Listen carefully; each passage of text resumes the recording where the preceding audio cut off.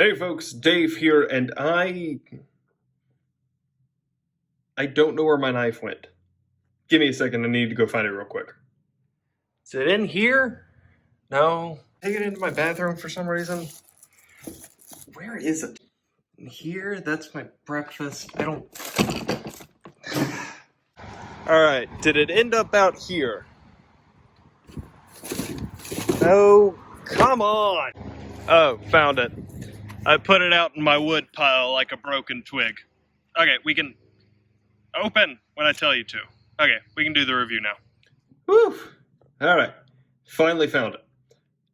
But now that I went through all that trouble, how big actually is it? This is the SOG Flare compared with the Ontario Rat Model 1 and 2. The SOG Flare compared with a Spyderco Endura and a Delica. Hey, is that blacked out crew wear? Hot diggity dog.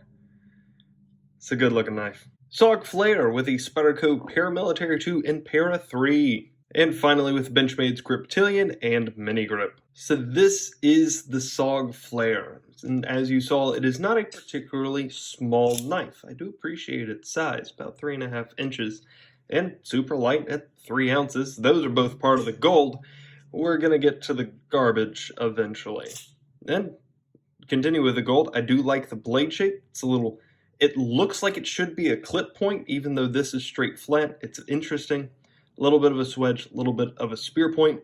They even tried to put in a decent sharpening choil, which, hey, the effort, the attempt at inclusion is further than a lot of other people go.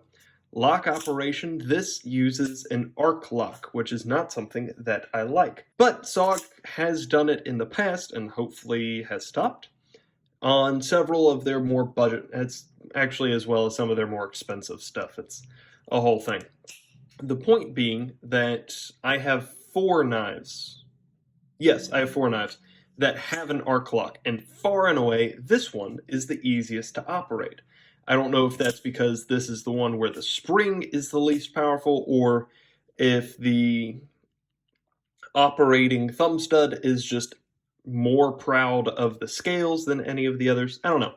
But this is the one that is most easy for me to do. I appreciate that. The weight, as previously stated, is only 3 ounces. This thing is incredibly light, especially, once again, for how big it is. The deep screws are solid. So the pivot screw is T6. All of the body screws are T8, though, and they're fairly, I don't know if you can see that, they're fairly deep, is my point. Which means that if you need to take this thing apart, you can do it fairly easily, without much fear of stripping out screws. That's great. Thumb stud, also pretty solid. It's nice and tucked pretty well out of the way, back here in the back corner of the blade. And it's in a position that is very easy to trigger. There's certainly a little bit of gold here. And before I move on to the garbage, I need to say that if this is your favorite knife in the world, more power to you. I'm happy for you. There's a smiling dog in the parking lot across the street. I'm happy for both of us. I'm experiencing something nice right now, and you're experiencing something nice right now. Good for us. However, this knife is garbage. You can think whatever you want, but as for me in my house. The pivot, as previously stated, that is a T6 pivot screw. The pivot screws stick up above the liner so that, like, the flat part underneath the design, it's really weird. As well as the pivot itself, like the actual metal standing proud of the scales. That is not supposed to happen. That's a bad design. The whole point of having handles is that the knife stays in the handles. This does not interfere with any function or anything. You know how your body has private parts that don't get shown off to the world? Knives have private parts. Keep your private parts under your underwear. The arc lock, as said, is not something that I appreciate, generally speaking. It's a little bit too far. It's a similar operation to a Benchmade access lock. I'm excited to crack this thing open and actually be able to take a look at it. But it's so much further down. A access lock is up here. The XR lock is up here. The arc lock is down here. That's probably more of a nitpick than anything, but suffice to say, I'm glad they're moving away from this design. And part of that is because of the horrible, not this design. The SOG Flare has not yet been discontinued, unfortunately. The arc lock, though, they're doing less of that. The blade play, however, is absolutely terrible. And the worst part is that this is as tight as the pivots will go with me still being able to actually open the knife. If you try to address the blade play any bit at all more than I have, the blade will not open of its own accord. It'll get caught halfway through. Absolutely terrible. Count the SOGs, it's a really fun game for me. 1, 2, 3, 4, all of them unnecessary. Three of them unnecessary. One of them cut into the pocket clip. This is a terrible pocket clip. SOG, I'm so glad you stopped doing this pocket clip. You should be ashamed that you didn't stop earlier. So it's cut out, which is just egregious. How is that not the ugliest thing you've ever seen? Also, the metal isn't very good. It's very thin and very easy to bend. You catch this on anything, a seatbelt, I don't know, a shirt, you're done. Pocket clip sprung. It's easy enough to take out and rebend. You just pop out that screw. Simple enough. However, this pocket clip, one of the reasons why it's so heinous, although this one isn't as bad as the flashback in any way, is this, hate the flashback.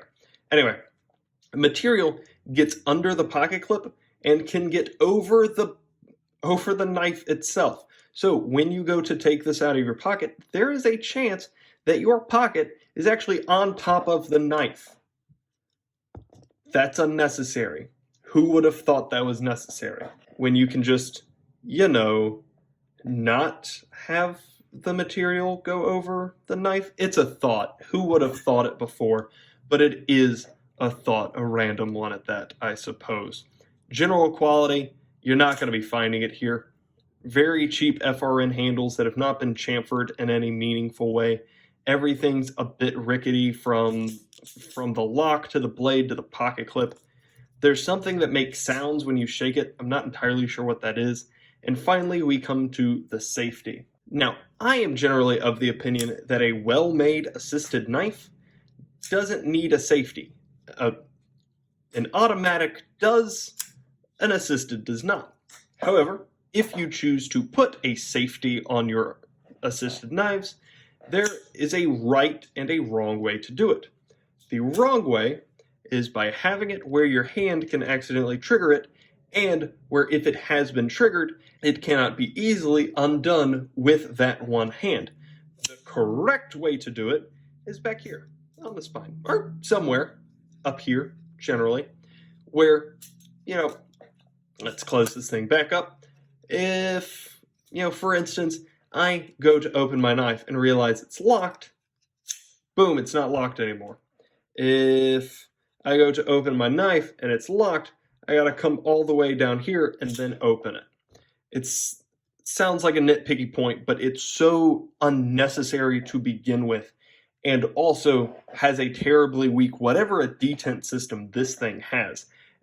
It'll just turn on your hands, or lock in your pocket or in your hand, so that every time that you pull it out, yeah, it's probably where you left it, but that's not a guarantee, and that's a problem.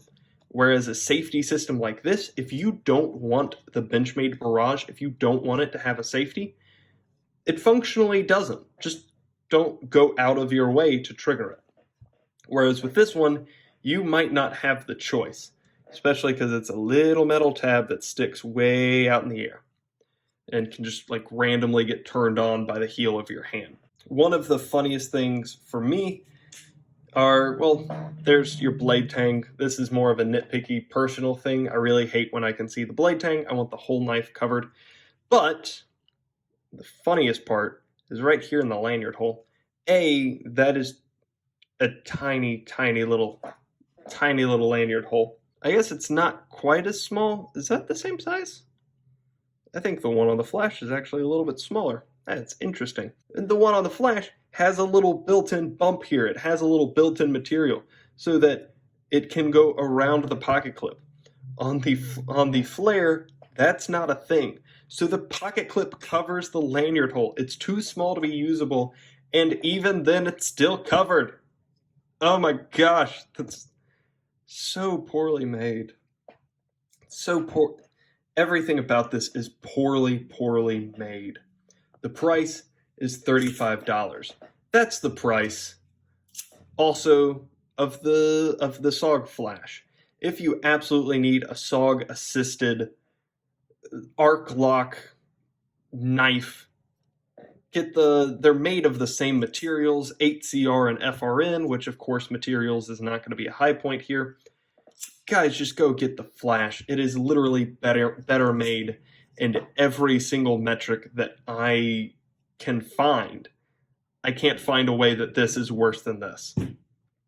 They're relatively the same price. Please go get a Flash. However long they last, because those have been redesigned.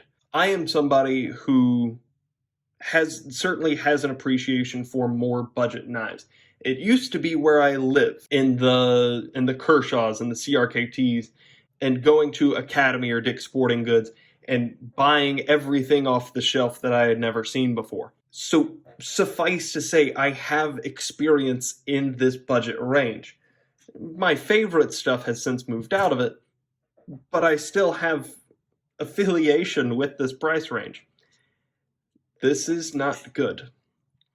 This is not a good example of basic engineering. It is not a good example of a budget knife. If this is your favorite knife, I'm glad. If you are looking for a knife, keep looking. There's so many other places that you can go that will get you better quality on every single one of these points. There are thousands. The budget knife world is wide open. The world is your burrito. Go somewhere else than here. If you have any questions, comments, or suggestions, let me know down below. And other than that, y'all have a great day.